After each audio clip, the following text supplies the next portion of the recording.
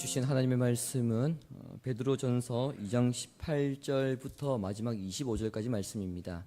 베드로전서 2장 18절부터 마지막 25절까지 말씀입니다. 제가 봉독해 드리겠습니다. 사환들아, 범사에 두려워함으로 주인들에게 순종하되 선하고 관용하는 자들에게만 아니라 또한 까다로운 자들에게도 그리하라. 부당하게 고난을 받아도 하나님을 생각함으로 슬픔을 참으면 이는 아름다우나 죄가 있어 매를 맞고 참으면 무슨 칭찬이 있으리요. 그러나 선을 행함으로 고난을 받고 참으면 이는 하나님 앞에 아름다우니라. 이를 위하여 너희가 부르심을 받았으니 그리스도도 너희를 위하여 고난을 받으사 너희에게 본을 끼쳐 그 자취를 따라오게 하려 하셨느니라. 그는 죄를 범하지 아니하시고 그 입에 거짓도 없으시며 욕을 당하시되 맞대어 욕하지 아니하시고 고난을 당하시되 위협하지 아니하시고 오직 공의로 심판하시는 이에게 부탁하시며 친히 나무에 매달려 그 몸으로 우리의 죄를 담당하셨으니 이는 우리로 죄에 대하여 죽고 의에 대하여 살게 하려 하심이라. 그가 채찍에 맞음으로 너희는 나음을 얻었나니 너희가 전에는 양과 같이 길을 잃었더니 이제는 너희 영혼의 목자와 감독 되신 이에게 돌아왔느니라. 아멘.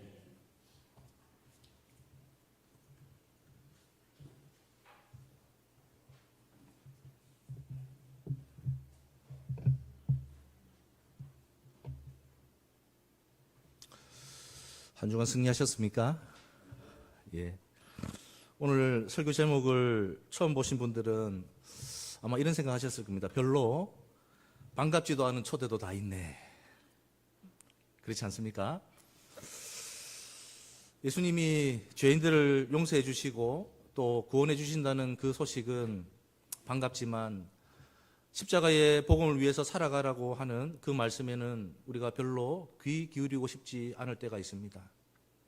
더 나아가서 각자가 자기 십자가를 지고 예수님이 당하셨던 고난의 길을 함께 따라가자는 그 이야기는 너무나도 슬프고 우울하니까 목사님 오늘 주일에 오면 좀 더 밝고 희망적인 얘기를 해주셨으면 하는 그런 마음으로 앉아 계신 분들도 계실 것입니다. 하지만 이 땅에서 믿음을 지키며 살아가려면 꽃길만을 걷는 평온하고 풍요로운 그런 삶을 기대해서는 안 됩니다. 어느 시대건 예수 그리스도의 복음이 환영받는 시대는 없었습니다. 세상이 하나님을 거부하고 있기 때문에 교회와 성도들에게 이들은 항상 적대적으로 우리를 대할 수밖에 없습니다. 그동안 십자가가 수많은 사람들로부터 저주와 모욕을 받았던 것처럼 지금도 예수 그리스도의 복음은 그들에게 거절당할 뿐만 아니라 멸시와 핍박까지 그렇게 받고 있는 그러한 상황입니다. 그러므로 우리 성도들은 세상에서 복음 때문에 부당한 대접을 받는다는 것을 조금도 이상하게 여겨서는 안 될 것입니다. 오늘 본문이 기록될 당시에도 많은 성도들이 예수 그리스도를 믿는다는 그 이유로 어려움과 핍박을 당해야만 했던 그런 시절이었습니다. 하지만 사도 베드로는 부당하게 차별하는 로마 정부에 맞서서 그가 싸우거나 이마에 띠를 메고 투쟁했던 것이 아닙니다. 오늘 본문의 말씀을 읽어보면 모든 제도와 권력에 순복하라라고 그렇게 우리에게 공고하고 있는 것을 볼 수가 있습니다. 심지어 본문 18절에서는 까다롭고 별난 주인을 만나도 그에게 순종하라라고 권면하기까지 했습니다. 당시 많은 성도들이 이방 땅에 흩어져서 나그네로 그렇게 살았기 때문에 그들의 현실은 녹록하지 못하였습니다.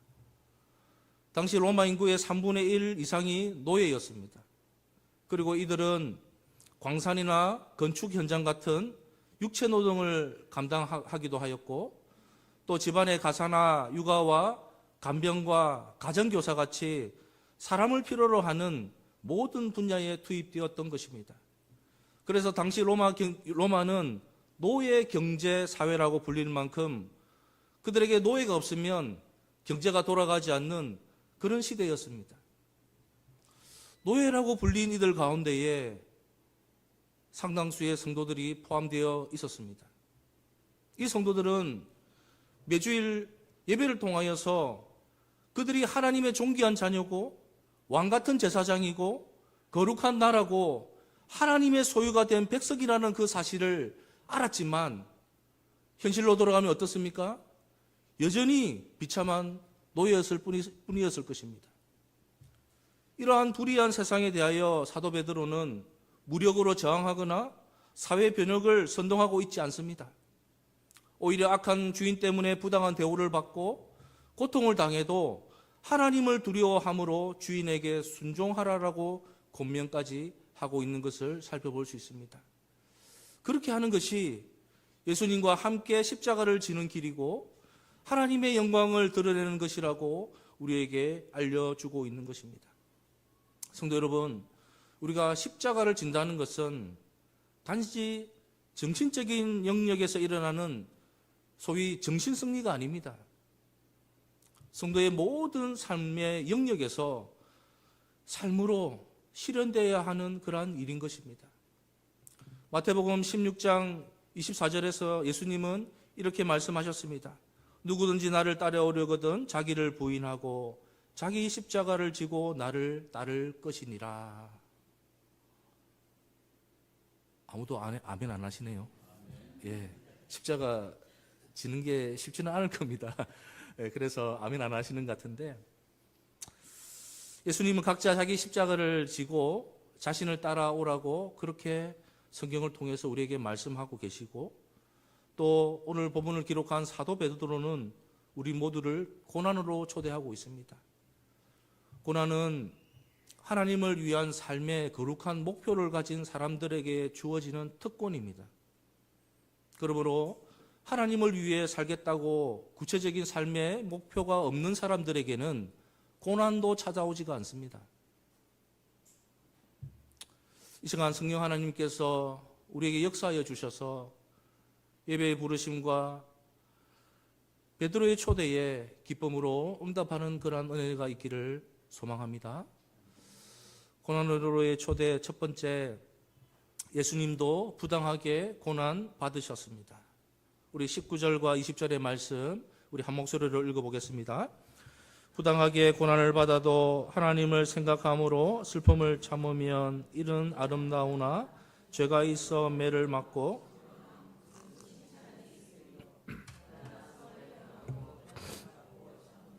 이는 하나님 앞에 아름다우니라. 아멘. 본문에서 사도 베드로는 악한 주인으로부터 받는 부당한 고난을 하나님을 생각함으로 견디라고 그렇게 권면하고 있습니다. 우리가 생각해 보면 고난 자체로 선한 것이 아닙니다. 그리고 그것이 아름다운 것도 아닙니다.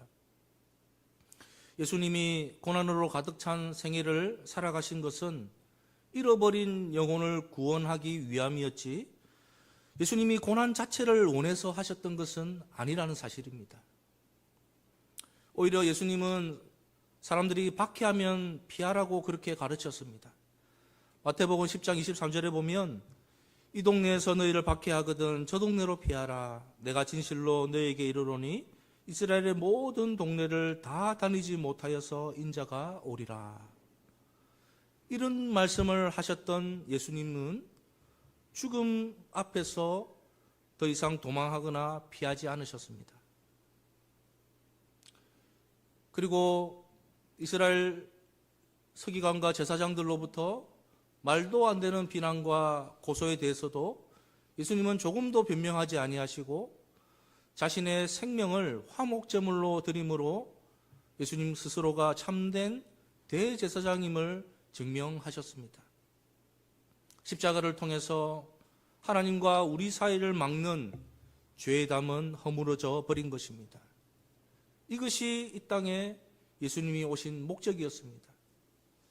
이러한 목적을 위해서 예수님은 스스로 변론하지 아니하셨고 맞대어서 욕하지 않으셨고 부당한 고난도 묵묵히 감당하셨던 것입니다. 인간의 몸을 입고 이 땅에 오신 예수님, 십자가에 달린 순간에도 어떤 마음이 예수님의 생각을 지배했을까요? 예수님도 육신의 몸을 입고 오셨기 때문에 당하는 고통은 우리와 똑같았을 것입니다. 하지만 달랐던 것은 예수님은 자신이 당하고 있는 그 고난에 집중하신 것이 아니라 택한 백성을 구원하기 위한 하나님의 뜻이 이루어지는 것을 예수님 마음으로 간절히 기도하고 소망하였던 것입니다. 성도 여러분, 수많은 고난을 받으며 살아가는 것과 세상의 안락한 삶을 포기하는 것도 그것이 하나님의 뜻을 이루는 데 기여하였을 때에만 가치가 있는 것입니다. 스스로의 연약함과 스스로의 허물 때문에 매를 맞고 참는 것은 우리는 그것을 고난이라고 부르지 않습니다. 하지만 예수님은 어떤 분이십니까? 예수님은 거룩하시고 완전하신 분이십니다. 오늘 본문 22절은 이렇게 말씀합니다. 그는 죄를 범하지 아니하시고 그 입에 거짓도 없으시며. 거룩하시고 완전하신 분이 십자가 위에서 부당하게 고난당하셨지만 예수님의 그 순종으로 인해서 우리가 지금 이 자리에서 하나님께 예배드릴 수 있게 되었고, 이 땅을 살아갔던 모든 성도들이 값없이 아무런 대가 없이 구원을 얻게 되었던 것입니다. 우리가 영원한 생명을 얻는 것보다 더 귀한 것이 있을까요?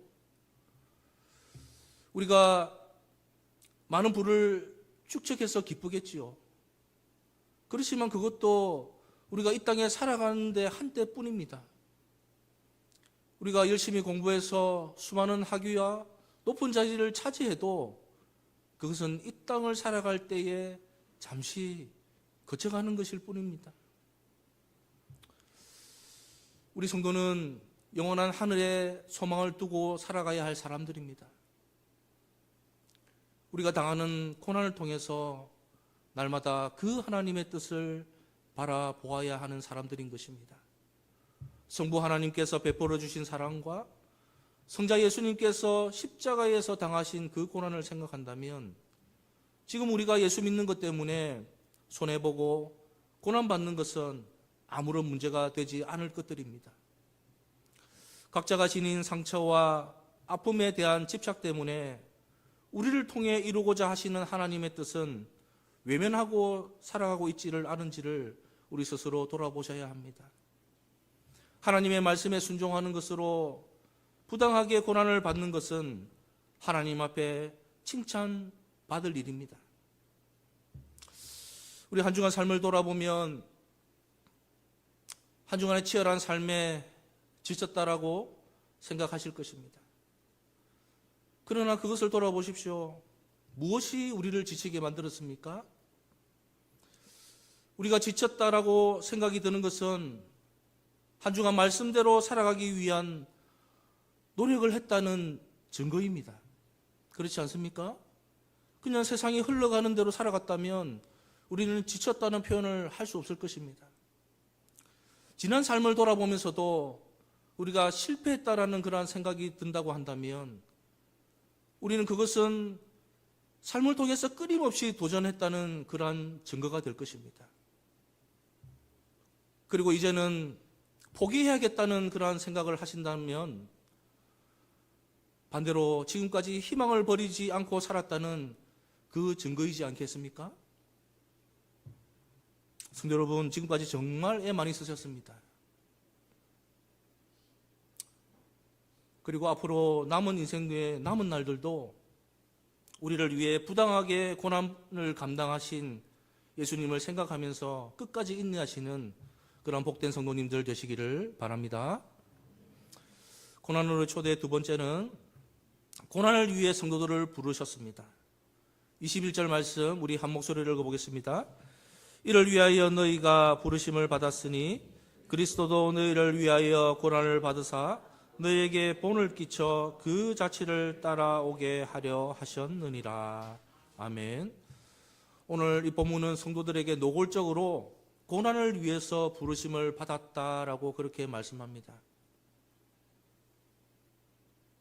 하나님이 우리를 성도로 부르신 목적은 잘 살게 해주는 것도 아니고 오래 살게 해주는 것도 아니랍니다. 큰일 났습니다. 꼬인 문제를 해결해 주는 것도 아니고 나를 통해서 나쁜 사람을 벌하시려는 것도 아닙니다. 오히려 불의하고 부당한 고난을 당하도록 하기 위해서 그렇게 부르셨고 그것을 통해서 하나님의 은혜를 세상에 드러내는 것이라고 우리에게 공고하고 있는 것입니다.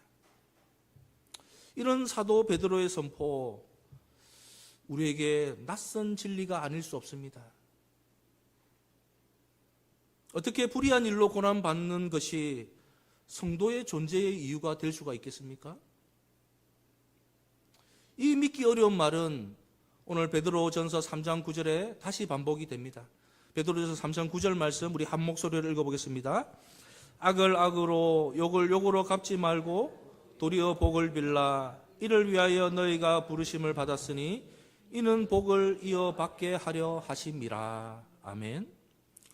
만일 베드로의 이 진술이 사실이라고 한다면 성도가 부당한 고난을 당하는 것은 선택이 아니라 필수입니다. 그렇다면 성도들이 맞이할 인생의 참혹한 현실 앞에 우리가 어떻게 당당히 맞설 수가 있겠습니까? 그것은 예수님께서 가장 먼저 그 고난의 길을 걸어가셨기 때문일 것입니다. 지금도 예수님은 묵묵하게 고난의 길을 걸어가는 성도들과 함께 하실 뿐만 아니라 하나님의 선하신 계획을 기대하며 소망하도록 우리에게 만들어 주십니다. 그러므로 성도의 모든 인생의 문제는 고난 자체에 있는 것이 아니라 하나님과의 관계 속에 있다라고 말할 수 있을 것입니다. 우리가 하나님과 어떤 관계 속에서 살아가고 있는지에 따라서 고난은 우리 발목을 잡는 인생의 무덤이 되기도 할 것이고 우리를 단련해서 정금과 같이 빛나게 하도록 만들어 주실 것이기 때문입니다. 자신의 내면에 하나님으로 말미암은 완전한 만족이 없는 사람들은 어떤 고난이 닥쳐왔을 때에 사람들에게 자신의 입장을 변명하고 자신의 입장을 알리려고 애를 쓸 것입니다. 자신이 그러한 고난을 당해야 할 만큼 잘못한 것이 없음을 사람들에게 입증받고 싶어 하는 것입니다. 하지만 자신의 내면 속에 하나님으로부터 말미암는 만족이 있는 사람들은 사람들의 인정이나 동정에 연연해야 하지 않습니다. 이미 하나님께서 그 성도가 당하는 고난을 아시고 그 마음에 위로를 부어주시기 때문입니다. 그러므로 우리는 한편으로는 우리 자신을 다 들여서 주님을 섬기는 비결을 배워야 하지만 또 다른 한편으로는 우리가 어떠한 어려움 속에서도 하나님으로 말미암는 완전한 만족을 잃지 않는 법을 함께 배워야 하는 것입니다. 하나님께서 우리를 성도로 불러주신 것에는 반드시 고난이 따릅니다. 따라서 고난이 올 때에 사람들로부터 받게 될 평판을 걱정하고 그것에 요동하기보다는 묵묵히 하나님과의 관계에 집중하시기 바랍니다. 고난의 십자가는 우리가 맹목적인 열정으로 지는 것이 아니라 그 길을 묵묵히 걸어가는 것을 기뻐하시는 하나님에 대한 확신으로 메고 가는 것이기 때문입니다. 고난 가운데 예수 그리스도의 고난을 묵상하는 것은 그리스도를 아는 지식의 정점이라고 할 수 있습니다. 그리스도를 아는 지식의 비단에서 자유를 누리면서 살았던 사람들은 모두 고난도 받았던 사람들이었습니다. 하지만 성경의 인물들 찬찬히 살펴보십시오. 그들은 고난에 개의치 않았고 하나님으로 말미암는 진정한 만족에 즐거워하며 살았던 사람들이었습니다. 하나님으로 말미암는 완전한 만족이 있었기 때문에 수많은 고난과 맞닥뜨리며 그렇게 살아도 고난에 굴복하지 않은 삶을 살 수 있었던 것입니다. 지금도 예수님은 우리 성도들을 고난으로 그렇게 부르고 계십니다. 고난은 분명 두려운 것이지만 함께 하시는 주님이 계시기 때문에 그 고난도 넉넉히 이길 수 있는 힘을 공급해 주실 것입니다. 그러므로 주님의 부르심에 응답하시는 그러한 성도님들 되시기를 바랍니다. 고난으로 초대, 세 번째로 택한 백성들을 주님께로 돌이키십니다. 24절과 25절의 말씀 우리 한 목소리를 읽어보겠습니다. 친히 나무에 달려 그 몸으로 우리 죄를 담당하셨으니 이는 우리로 죄에 대하여 죽고 의에 대하여 살게 하려 하심이라. 그가 채찍에 맞음으로 너희는 나음을 얻었나니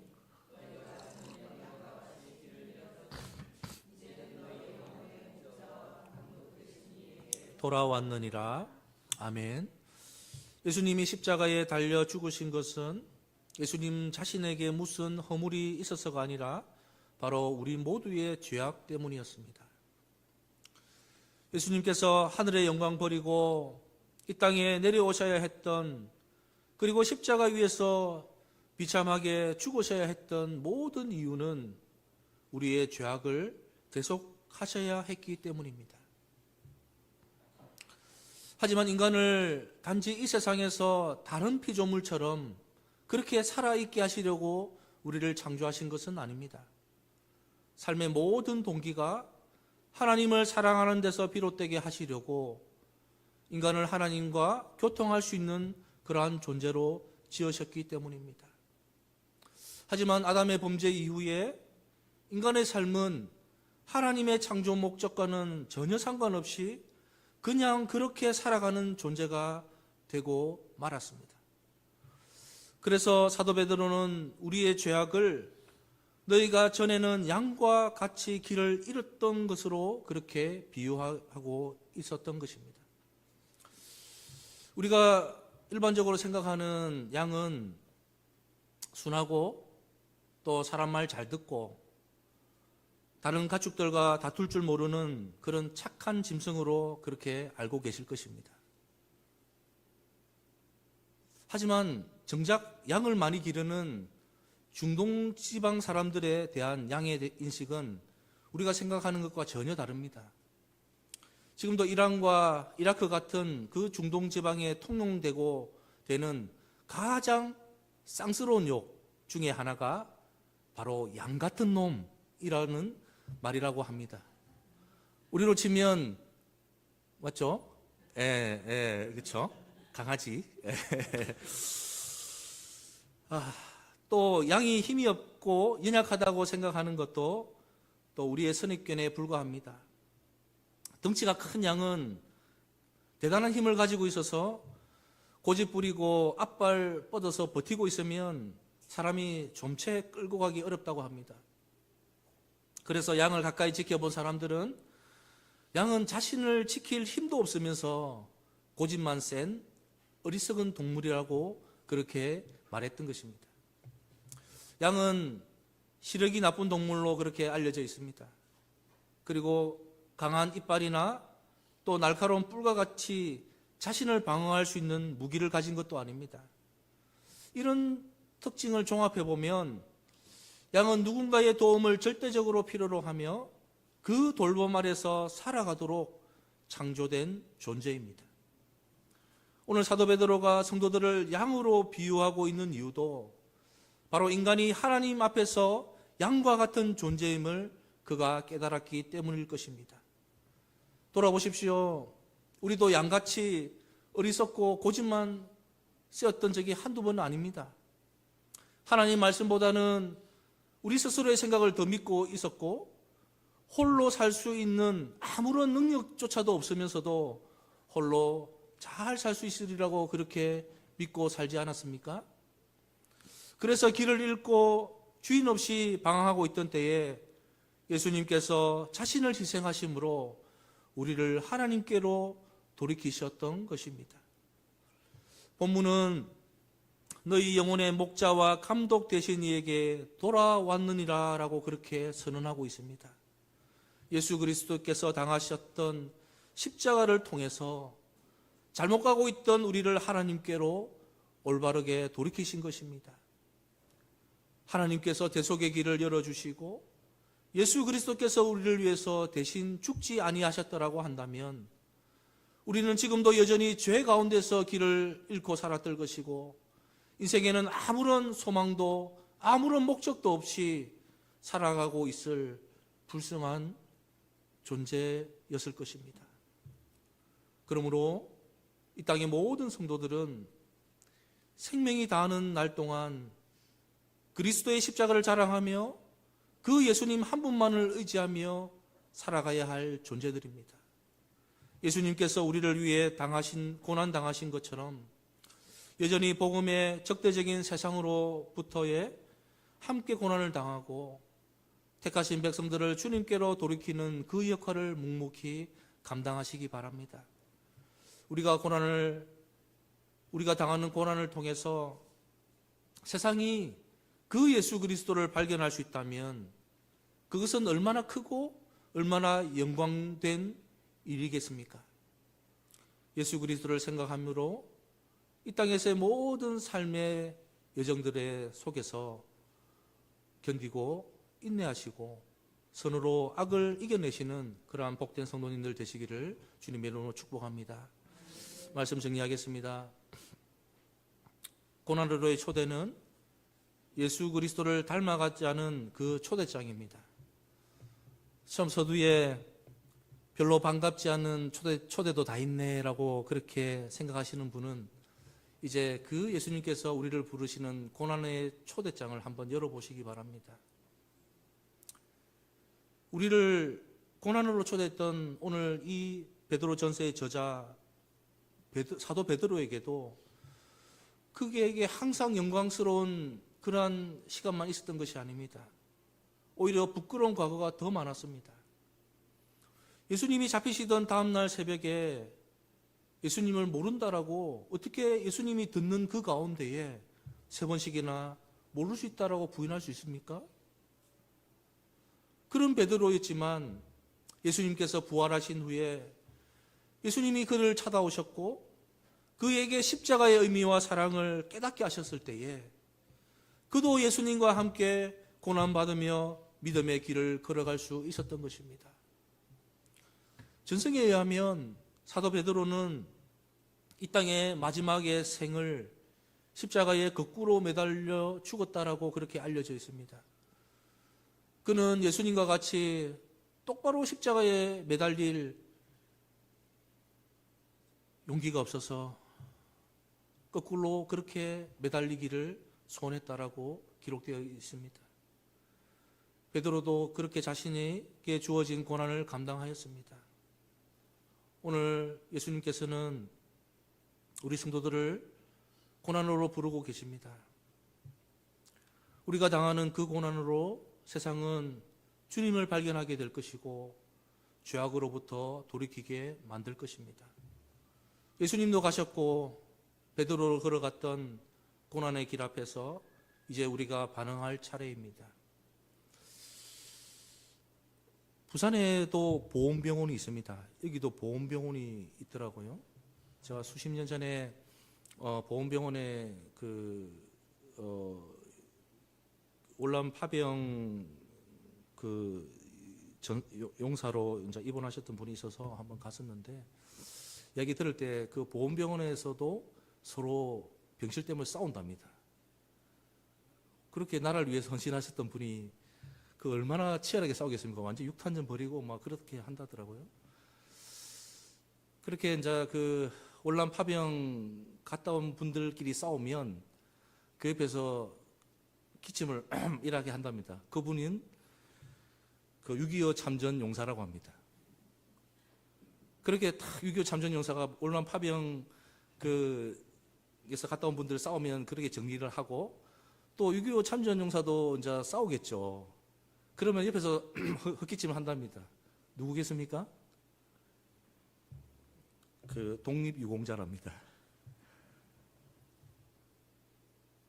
보험병원에 가면 그들이 얼마나 나를 위해서 상처받고 다치고 힘들고 거기에 따라 그게 훈장입니다. 우리가 만약 천국에 가서 우리 성도들을 보면 분명히 영광스러운 얼굴로 주님 찬양하고 있겠죠. 그런데 저는 생각하는 게 모두 다 그 종아리에 상처가 많을 것 같아요. 왜냐하면 우리 많은 성도들이 꽃길을 걸어온 게 아니잖아요. 고난의 길을 걸어왔을 것이고, 하나님 앞에서 그 고난의 상처가 크면 클수록 하나님 제가 잘 살았죠? 그렇게 자랑할 것입니다. 예수님도 가셨고 베드로가 가셨던 그 고난의 길 앞에 우리가 반응해야 할 차례입니다.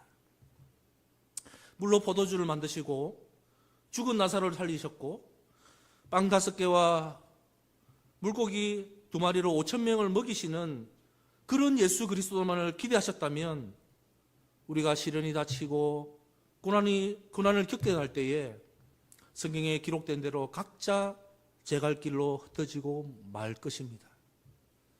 하지만 자신의 십자가를 지고 갈보리 언덕을 따라서 예수님이 흘리신 십자가 핏자국을 따라 걷다 보면 저 멀리 영광 중에 반겨주실 그 주님을 발견하게 될 것입니다. 고난으로 초대에 이제 반응할 차례입니다. 멸망으로 이르는 길은 넓고도 많은 사람들이 그 길을 지나가기 때문에 외로울 이유가 전혀 없습니다. 슬플 이유도 전혀 없습니다. 하지만 생명에 이르는 길은 지극히 협착하고 위험하고 외로운 고난의 길입니다. 부디 십자가를 따라가라는 주님의 요구에 귀 기울여서 반응하시는, 그리고 마음속으로 다짐하는 그런 성도님들 되시기를 주님의 이름으로 축복합니다. 오늘 말씀 생각하면서 짧게 우리 통성으로 기도하기 원합니다. 하나님, 우리가 주님께서 부르신 그 부름에 순종할 수 있도록 주님 우리의 마음을 열어주시고 우리가 주님과 늘 동행하는 그런 복된 인생이 될 수 있도록 도와달라고 동선으로 기도하겠습니다. 하나님 아버지 은혜를 감사합니다. 오늘 말씀을 통해서 우리에게 주신 감사